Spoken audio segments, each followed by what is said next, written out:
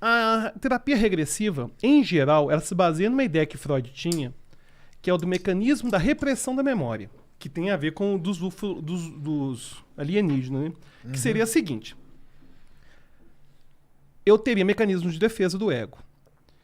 E mecanismos de defesa são mecanismos que a minha consciência vai usar para afastar a ansiedade, que vão surgir por vários motivos inconscientes. Um deles seria um trauma. Então, eu teria um trauma, e eu conscientemente ia querer esconder esse trauma, e ele ficaria reprimido na memória. Que é onde vai vir também exatamente a ideia do ET. Ou seja, foi traumático, eu vou afastar da memória. A treta é a seguinte. Por isso, até, só para interromper, tanto que muita gente, né? O pessoal fala, o cara abduzido, às vezes, ele tem uma perda de memória, né? O pessoal fala, né? Ele estava andando ali, aconteceu alguma coisa, depois ele foi colocado naquele lugar e um período da vida dele é como se tivesse sido apagado, né? Sim. É isso que o pessoal fala. Pois é, aí o que acontece é o seguinte. No momento que, segundo Freud, essa memória era reprimida, afastada, ela gerava sintoma. Então, a histérica ficava cega, ou ficava sem andar, enfim, ficava com algum problema, que só seria liberado se a memória fosse descoberta. Então, essa é a ideia por trás do mecanismo da repressão da memória, que é uma ideia ultrapassada. Daqui a pouco eu vou explicar por que ela já não faz sentido nenhum hoje.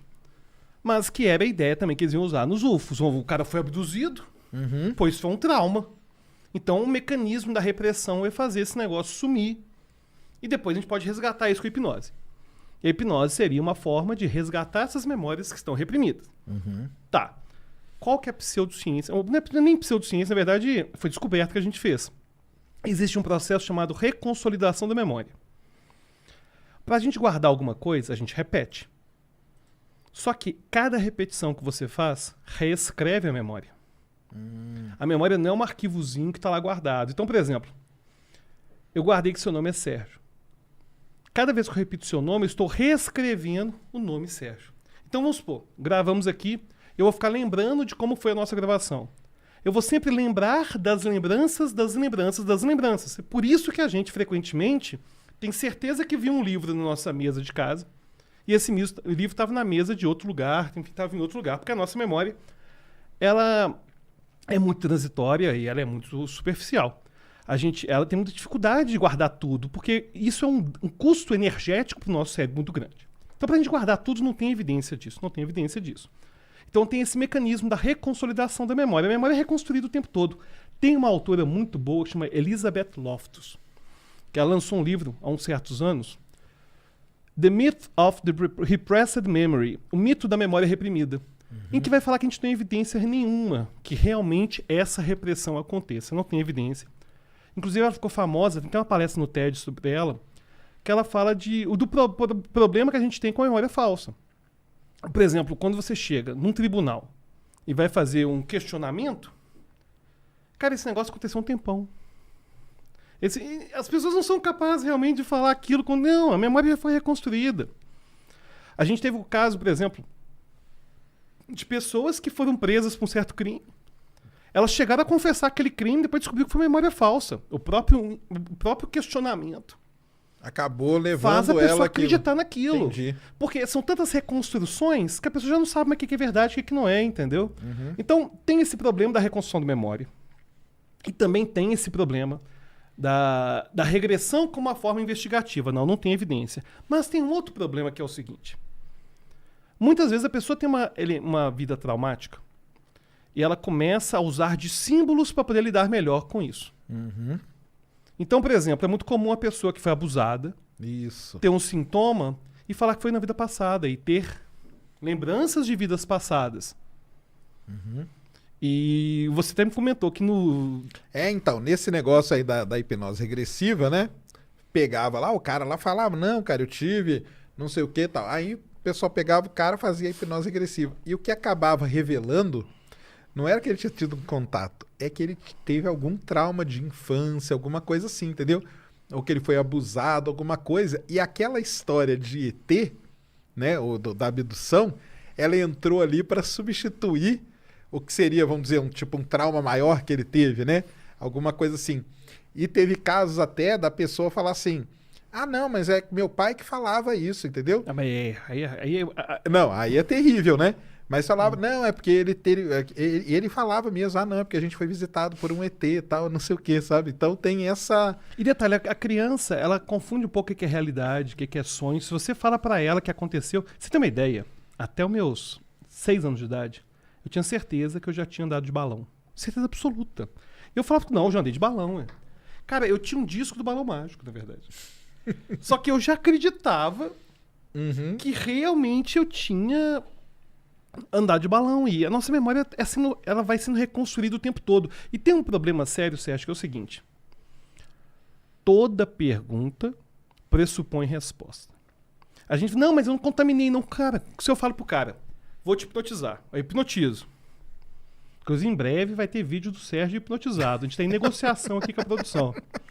Vai ter vídeo do Sérgio. É o mesmo medo, galera, que eu tenho do avião, igual eu falei pra ele. Cara, o que tem? É só seu cérebro, cara. Nada a ver, não. Depois ele vai conversar ainda com o Pirula já foi hipnotizado. Eu sou hipnotista dos céticos. Mas aí, não, só falar um negocinho da hipnose, porque aí no negócio da hipnose regressiva, o pessoal ainda falava o seguinte, cara, tem que ter muito cuidado, porque a pessoa pode não voltar. Não tem risco nenhum disso. O pessoal falava isso, cara. Eu lembro direitinho.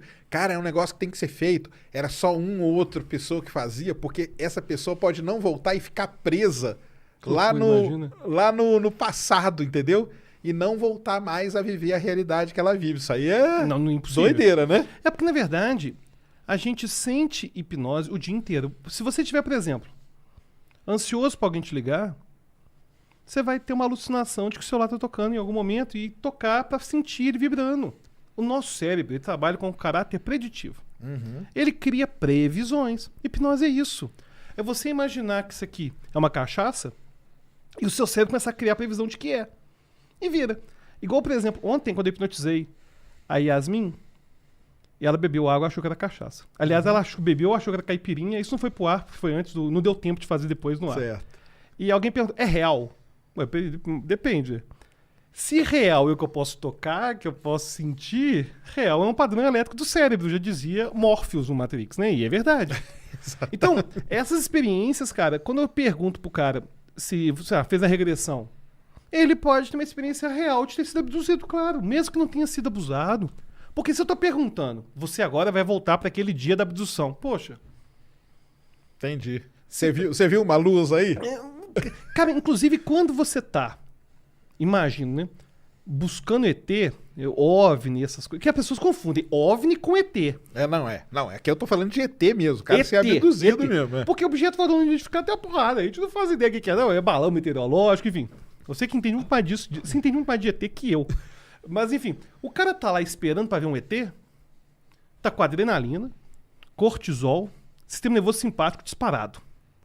Não tem, tem privação sensorial. Porque não tem luz, não tem porra nenhuma. O cara tá lá, privação sensorial, expectativa altíssima. Alguém aponta... é o tal da histeria coletiva que eu te falei, né? O cara aponta, eu tô vendo. Cara, as pessoas vão ver. Vão ver. E aqueles mais suscetíveis... É isso. Vão, né, cara, até ouvir, conversar. Vai ter uma experiência muito. Vai ter, cara. Porque as pessoas querem.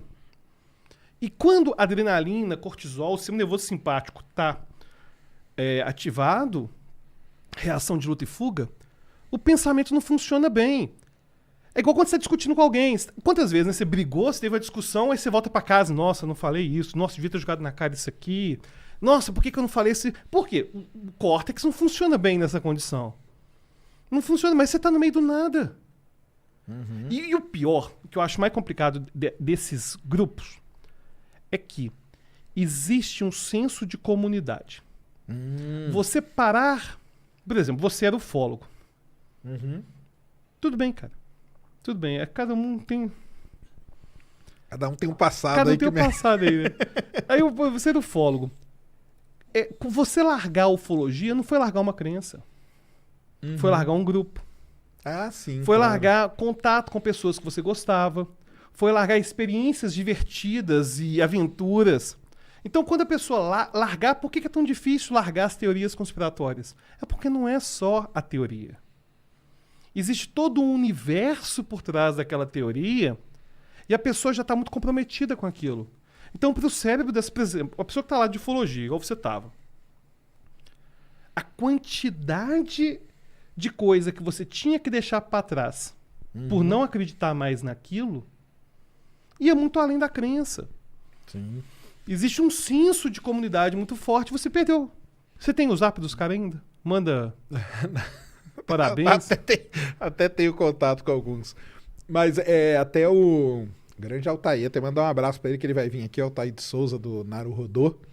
Ele até Ele é ufólogo também? Não. Ele não. Eu falei, gente, é muita surpresa. Não, ele é da área de psicologia também, um cara muito legal. E eles até fizeram um programa aí agora, semana passada, que ele fala mais ou menos esse negócio aí, que é a diferença entre a negação e o negacionista, né? Então, os negacionistas, ele tem esse senso de comunidade mesmo, né? Sim, claro. E tem uma coisa interessante. E negação, você pode negar qualquer coisa, tal, não tem problema, você não precisa, é individual. Claro. E o negacionismo, ele é um movimento. É um movimento. E, inclusive, é uma coisa que a gente comentou lá fora sobre a diferença de conformidade pública e privada. Isso. Que tem a ver com essas teorias, que é o seguinte. Teve um cara chamado Solomon Asch. Solomon Asch fez uns experimentos bem interessantes envolvendo conformidade pública, que era você agir conforme a expectativa de um grupo.